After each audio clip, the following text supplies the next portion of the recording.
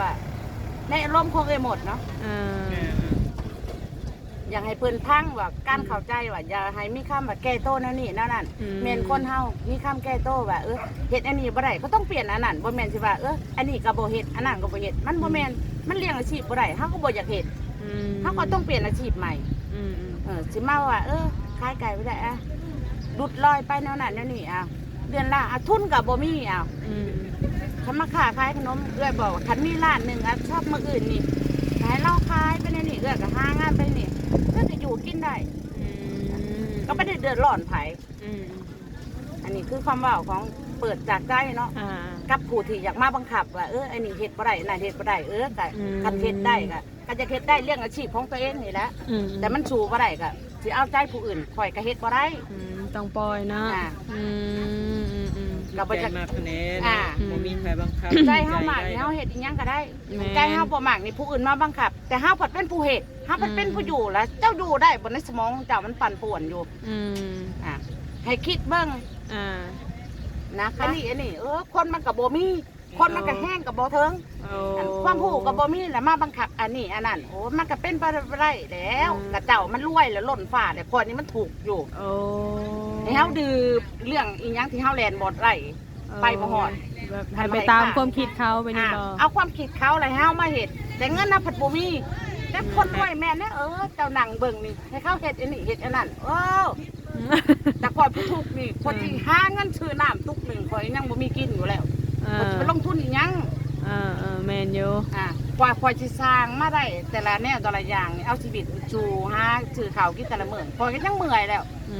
คันเงินเทิงเจ้าเว้าแล้วแม่นเงินเทิงเจ้าเว้าเอาส่งมาแล้วข่อยบ่เฮ็ดน่ะจะดินการพนันบ่เงินที่เจ้าส่งมาเจ้าส่งมาทุกบาททุกตังข่อยเฮ็ดให้เบิดเฮ็ดให้เห็นเบิดแล้วแม่นบ่ให้พังในคลิปนี้เนาะจังว่าเถิงแม่นบ่แม่นคันเงินจะเถิงส่งมาเป็นก้อนเจ้าเฮ็ดอันนี้ข่อยก็เฮ็ดให้เจ้าเบิ่งแต่อันนี้เพิ่นเจ้าเอาแต่ความมันซ้ำซอยได้ข่อยแล่นหานี่น้ำมันรถซอยแล่นหาเบี้ยงหางานนี่ข่อยก็เบิดเท่าไรแหละที่แนะนำมาเรื่องงานการเฮ็ดนี่การสร้างนี่เชื่อว่าสมมติขึ้นมาสมมุติว่ามีคนสั่งเนาะให้เฮ็ดไอ้นี่เนาะให้เฮ็ดอันนั้นเนาะแต่เงินข่อยบ่มีนะกูสิแล่นทั้งซ้ายกูมีแล่นทั้งขวา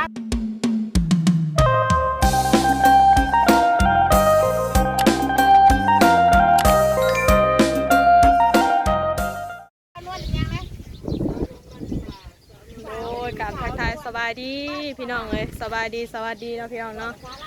มื้อนี้เปิดภาพขึ้นมากะยังอยู่ที่เซโนคือเก้าพี่น้องเลยเนาะพอดีมาต่อคลิปที่2เนาะเรื่องหมดว่าเรื่องการค้าการขายอะไรพี่น้องเนาะตอนนี้เพิ่นก็มีเรื่องหนึ่งที่ว่ากุ้มใจเนาะพี่น้องเดี๋ยวเฮาสิไปฟังน้ำคลิปเนาะว่าเป็นเรื่องใดนั่นเนาะพี่น้องเนาะเพราะว่าทั้งตอนนี้ทั้งพ่อจ้อยเพิ่นไป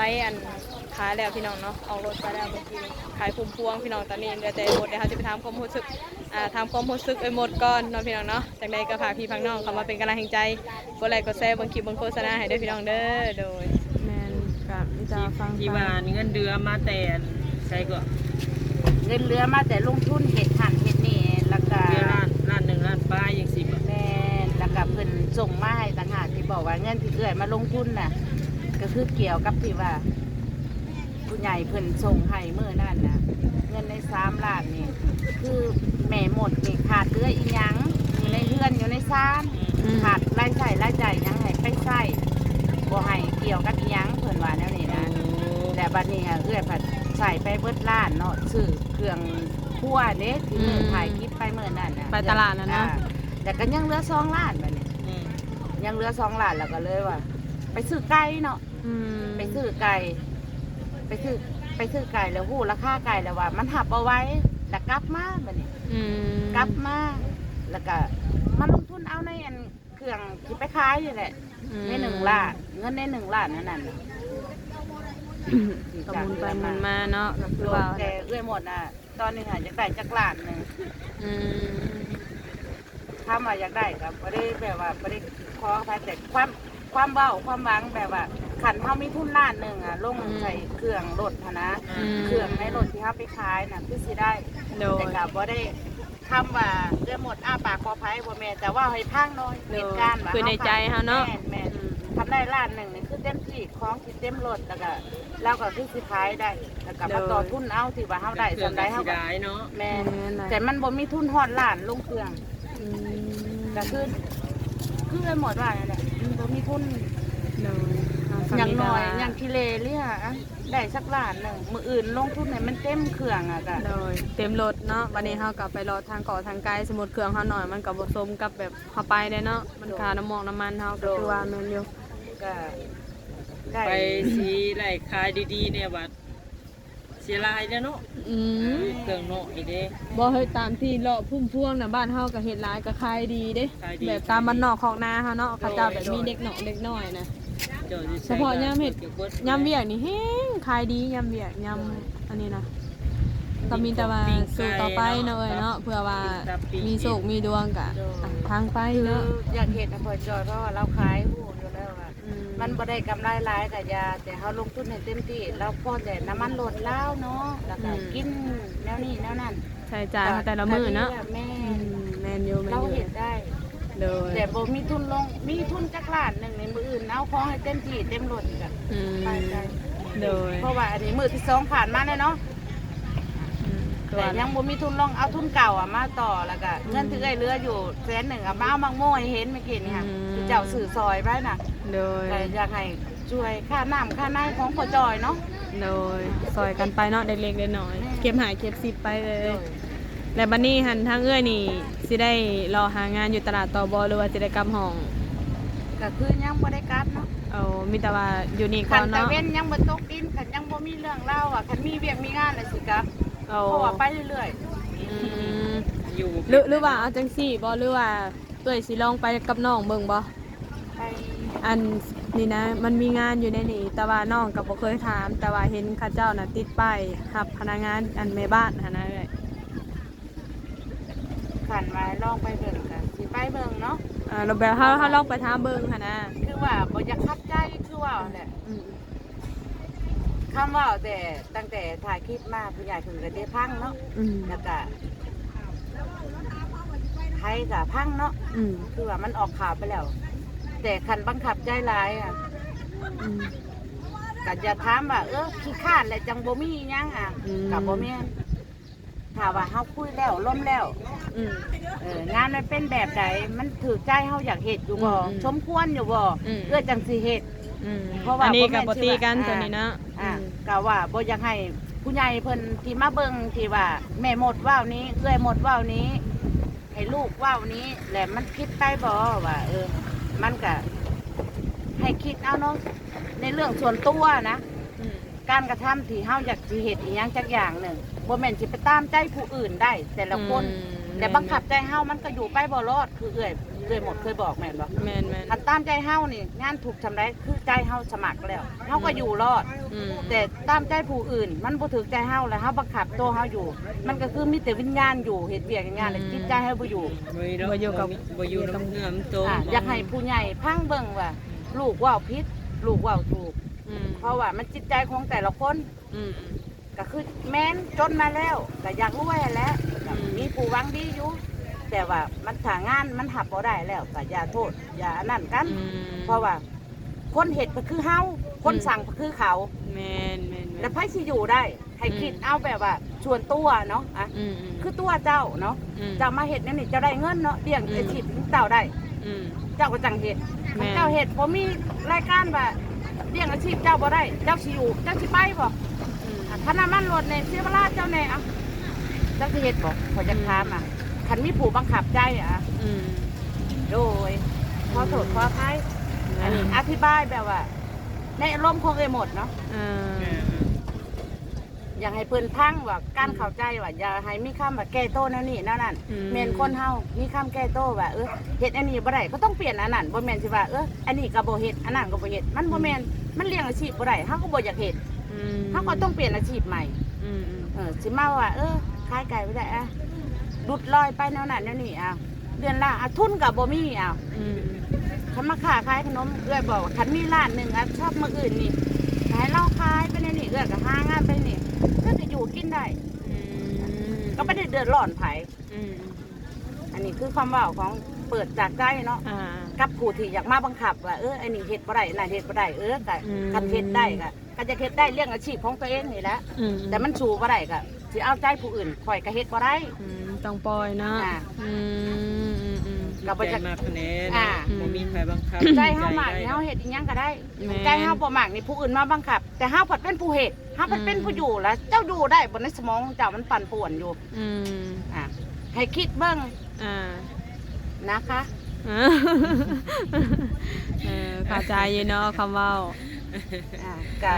แจ้งให้เพิ่นฮู้เนาะ แม่นอันนี้คือแบบว่าเว่าออกจากใจเนาะ แม่ก็บ่มีใครมาสอนนั่งคิดสมองตัวเองแบบว่า อันนี้ ยังบ่ คือว่าวนี่มันมีคนใดคนหนึ่งบังคับใจเจ้าหรือบ่หรือว่าใดโอ้ ก็มี แต่ว่าเฮาบ่เคยบ่ขอแบบว่าเปิดเผยเนาะ แต่ให้เขาพักในคลิปนี่คำที่เอ่ยเว่านี่จะมาบังคับอันนี้คนมันกับโบมีคนมันก็แห้งกับโบเทิง โอ้ ความผูกกับโบมีแล้วมาบังคับอันนี้อันนั้นโอ้มันก็เป็นไปได้แล้วกระเจ้ามันรวยแล้วหล่นฟ้าแต่คนนี้มันถูกอยู่ โอ้ ให้เฮาดื้อเรื่องอีหยังที่เฮาแลนบดไร ไปบ่ฮอด แบบให้ไปตามความคิดเขาไปนี่บ่ เอาความคิดเขาอะไรเฮามาเฮ็ดแต่เงินน่ะผัดบ่มี ค่ากำปั้นเป่า อ่า จังซะ คันว่าเฮาเฮ็ดไปแล้วก็บ่เห็นมีหยังเกิดขึ้น อืม เฮาสิอยากเห็นเฮาก็เปลี่ยนอาชีพใหม่ปฏิว่าเฮานี่อันนี้ก็บ่เอาอันนั้นก็บ่สู้ก็บ่แม่นแน่พังเอาอยู่คลิปนี่ อืม เออ อืม คนเฮาบ่มีทุนเนาะ เลย คันเฮามีทุนน่ะแม่นอันนี้เพิ่นว่าให้เฮ็ดอันนี้เบิ่งเฮ็ดอันนั้นเบิ่งต้องมีเงินก่อน อืม เงินก่อนบ่มีเจ้าเฮ็ดหยังได้ ก็ยะอยู่ อ่า ยะนำเงิน เจ้าคิดแล้วคนรวยแม่นเด้เจ้านั่งเบิ่งนี่ให้เขาเฮ็ดอันนี้เฮ็ดอันนั้นโอ้แต่ก่อนผู้ทุกข์นี่คนที่หาเงินซื้อน้ำตุกหนึงข่อยยังบ่มีกินอยู่แล้ว เอ ข่อย อ สิไปลงทุนอีหยัง แมนอยู่ กว่าคอยสิสร้างมาได้แต่ละแนวแต่ละอย่างนี่เอาชีวิตจูหาซื้อข้าวกินแต่ละมื้อคอยก็ยังเมื่อยแล้ว อืม คันเงินเทิงเจ้าเว้าแล้วแม่นเงินเทิงเจ้าเว้าเอาส่งมาแล้วคอยบ่เฮ็ดน่ะจะดินการพนันบ่เงินที่เจ้าส่งมาเจ้าส่งมาทุกบาททุกตั้งข่อยเฮ็ดให้เบิด อืม เฮ็ดให้เห็นเบิดแล้วแม่นบ่ อืม ให้พังในคลิปนี้ ก็ เนาะ จังว่าบ่ได้เนาะ อืมข่อยเฮ็ดเบิดแล้วซ้ำที่เจ้า เจ้า ส่ ก็ งทุนมา เอาที่สบายใจเจ้าซะเนาะ อ่า แต่ว่าสิ่งใดเจ้ามักอะเจ้าเฮ็ดไปสิ่งใดเจ้าบ่มักเจ้าก็ปล่อย มันบ่แม่นบ่มักอีหยังก็มักเบิดแต่เงินบ่ถึงเนี่ยน้ำไปบ่ถึงเนี่ยมันย่างบ่ทันนี่แม่นบ่บัดทันสิเลือกจากอาชีพก็คือว่า แนะนำว่าไปทางนี้แต่เงินขวดบ่มีนะ ไปทางนี้ก็บ่มีไปทางนั้นก็บ่มีนี่นะ เออ ถ้าเจ้าซอยบ่เต็มที่นี่ขวดก็ลงทุนบ่ได้นี่ที่ขวดเฮ็ดได้มีแต่ปากเว้าซื่อ อืม ๆ แม่ เงิน นอ บ่ ยู่ ถึงนี่ อืม แม่นบ่ แม่นแม่นแม่น คันเงินจะถึงส่งมาเป็นก้อนเจ้าเฮ็ดอันนี้ขวดก็เฮ็ดให้เจ้าเบิ่ง อืม แต่อันนี้ เพิ่นก็มี เจ้าเอาแต่ความมันซ้ำซอยได้หั่นแหละ คอยแลนห้านี่น้ำมันลดซอยแลนห้าเบี่ยงห้างานนี่คอยกระเบิดตัวไรแหละที่แนะนำมาเรื่องงานการเห็ดนี่การสร้างนี่เสียเวลาไปทำมาหากินอีกอย่างนี้ก็ต้องมาเห็ดตามผู้สั่งนี่นะ อืม แต่ก่อนมันมีรายได้อีกอย่างนี้ อืมบ่ว่ากันเนาะตัวนี้เนาะ คิดใจเขาใจเล่าเด้อ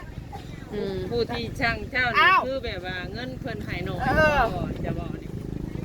พอไม่ได้ออกชื่อหน่อยดิว่าสมมติบอกว่า สมมติขึ้นมาเอา สมมติว่ามีคนสั่งเนาะให้เฮ็ดไอ้นี่เนาะให้เฮ็ดไอ้นั่นเนาะแต่เงินข่อยบ่มีนะกูสิแลนทั้งสายกูมีแลน หรื ทั้ อง ว่า ฟ้า คนสั่งเจ้านี่เพิ่นบ่ได้ช่วยหยังเจ้าบ่หรือว่าอะไร อันนี้ข่อยก็บ่ฮู้ถ้าข่อยว่าออกไปก็สิผิดอีก อืม ก็คือโตเจ้าคือแลนเฮ็ดเวียกจุดนี้ อืม ถ้าเจ้าว่ามีเงินค่าน้ำมันบ่ให้ไปถ่ายผู้นี้เด้อไปแนะนำให้ข่อยเด้อข่อยก็เสียเวลาทำมากินเด้อเจ้ามานั่งถ่ายข่อยไปนั่งเว้า อืม แต่ละมื้อให้ข่อยเอาเงินมาใส่ อืม จะถามค่ะเงินเจ้าบ่ถึงเจ้าจ้างข่อยแหละมานั่งถ่าย บ่ได้มีไฟจ้างบ่ อ่ะ ได้ ว่าพื้นนี่นะการที่ว่าเอ้ยหมดจะเว้า เองข่อยได้หมดเลย อธิบายแม่นบอก เติมเองข่อย อ ได้ ธิบาย มัน พังแม่นบอกพอต้องมาเสียเวลาไปทางไหนก็ก็เสียเวลาไปเด้อพอมีหยังเกิดขึ้นแต่ละมื้อพอความถามแบบชีวิตประจำวันนี่มาเฮ็ดหยังข่อยก็ย่างหาเวียกหางานนี่ก็ยังบ่ได้ก็มานั่งถ่ายคลิปดูนี่ อันนี้เพิ่นเปิดให้เพิ่นผู้พังให้เพิ่นผู้พังอันนี้ เพิ่นในใจเนาะ มีแต่ไปเลาะเพิ่มมันยังสา อันนี้ก็หมวกคอยก็บ่มีหยังดอกในกระตามันก็อันของหน้าคอย ตึกหน้าตึกไหน ก็สิมาคนนี่ยังเบิ่งมันก็บ่แม่นแนวเนาะแบบว่าเครื่องอยู่เครื่องกินคอยเครื่องไปเครื่องเดินทางอ่ะแล้ว โอเคซะเนาะ อันนี้ก็คือแบบว่าเอื้อยอธิบายเอื้อยก็เมื่อยอะนะเมื่อยแบบแต่ เดือ ละ นสุ มื้ ด อ ท้ายเราไปบ่ บ่ตามใจเอ้ยเพิ่นหันแล้ว ใจเพิ่นได้เนาะอันนี้เขาบีบบังคับบ่ได้ อันนี้ค่ะโมเมนต์บังคับเพราะว่าคือเฮาหาการแนะนำแบบว่าคือเห็นว่าเอ้ยเพิ่นหางานหรือว่าเฮาสิลองไปถามเมืองบ่ถ้าว่าบ่โอเค แต่ บ่ การ นี่ ว่าอ ก็ อกไปเอื้อยบ่ถ่ายบ่ได้เกลียดอยากให้เพิ่นผู้พังนำอ่ะมาสั่งอันนี้สั่งอันนั้น โอ้ แต่เอื้อยนี่มันบ่มีเงินนี่เฮ็ดได้สมองนี่อย่างหาเวียกเลยจะหน่อยฮัลโหล เออ อยู่ซ้ายเนาะ เอ หรือมานั่งเชื่อก็ได้ได้จ้ะ เออ แม่นบ่ซะ แม่น อิสระซะสบัดเนาะ แปลว่าขันพูดอยากเว้าหั่นนะที่เว้าออกไปเนาะ ซอยให้เต็มที่อ่ะแล้วก็มาเปิดโอกาสให้เฮาเห็นซะ เอา อันนี้เครื่องก้างแล้วถ้ามว่าอารมณ์นี่มันก็บ่ได้คือเก่านะ เนาะ ลงเสียด้วยนะ อ้าว อืม นี่เฮ็ดอันนี้แต่มาสั่งไปเรื่อยเงินมาแต่ซ้ายเวลาแล่นน้ำมันนี่ก็สิตายเลย อืม บ่คิดว่าคนถูกบ่ อืม เจ้าผู้รวยแม่นเลยนั่งเบิ่งคลิปหักบอกเลยให้ขอยเอาเงินไปใช้แลนน่ะ เออ นะนี่เนี่ยเอารมณ์ขึ้น เอาเออเอาว่า ไป กันไป ซะถ้าว่าเอ้ยเพิ่นสิไปก็พาไปเบิ่งถ้าเอ้ยเพิ่นบ่ไปแล้วก็อิสระเล่นแต่เพิ่นสิหางานเอง อันนี้ก็ไปเบิ้งเนาะคือว่ามันแนะนำเอาในกล่องในคลิปแต่เอื้อยก็สิไปเบิ้งแม่นบ่ก็คำเว้าเขาเอื้อยหม่อนเนี่ยเอื้อยเพิ่นหายบ่ได้เกลียดแต่เอื้อยเว้าออกสื่อบ่เป็นเนาะที่ว่าเอื้อยยังหายมาแบบว่าใครเว้าให้เขาเข้าใจอะนะเบิ่งคลิปแต่ก็คือสิเข้าใจเนาะฮัลโหลมื้อนี้อยู่ไสเนาะมาถ่ายคลิปฮัลโหลมื้อนี้อยู่ไสถ่ายคลิปบ่มีอิสระที่แบบว่าอีหยังจังซี่ อืม มื้อนี้เฮ็ดหยังมื้อนั้นเฮ็ดหยังยังบ่ได้ไปฮอดไสตั้งแต่เปิดห้องอยู่ในซิโนนี่ยังมีแต่มานั่งถ่ายคลิปน่ะ อืม คันสิซอยก็ซอยไปเต็มที่เนาะเอาผู้สิซอยอะก็ เออ แนะนำอยู่แนะนำอันนี้อันนั้นแต่บ่ชงเงินให้แต่บ่ให้เงินนี่ใช่ไหมโอ้คิดก็บอกว่าเงินบ่มีเนาะ อืม เป็นแนวนั้นน่ะนะอันนี้ความอธิบาย ความในใจเนาะแบบว่าสิเอาไว้ใช้ซะ แมนยูแมนความเอ้ยอยู่ แต่เอื้อพันแล่นหาแล้วเวียกแนวนี้ก็จะเฮ็ดเรื่องนั้นน่ะก็เฮ็ดขึ้นแนวนี้เอ้ยไป เฮ้ยสนุน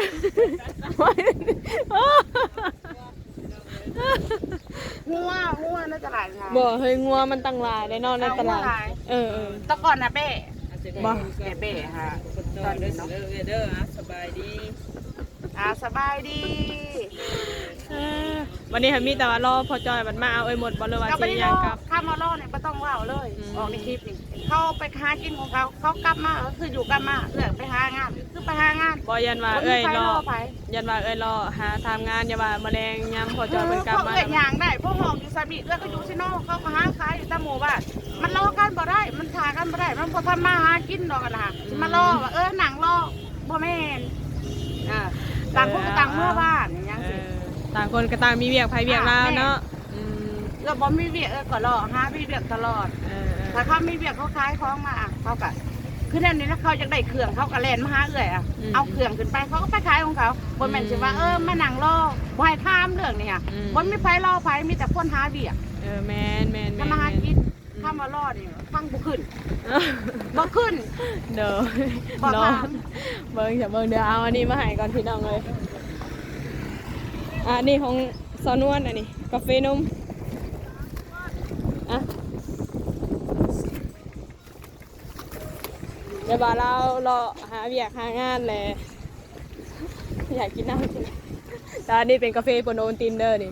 ซื้อขาย แต่ว่าน้องซื้ออยู่ข้างในตู้อีกคุณบริสุทธิ์ในนี้ เอามาปักใจอะไร เด้อมีแต่ว่าสู่ต่อไปเด้อเด้อเนาะเป็นจังไดก็เป็นกำลังใจให้เนาะ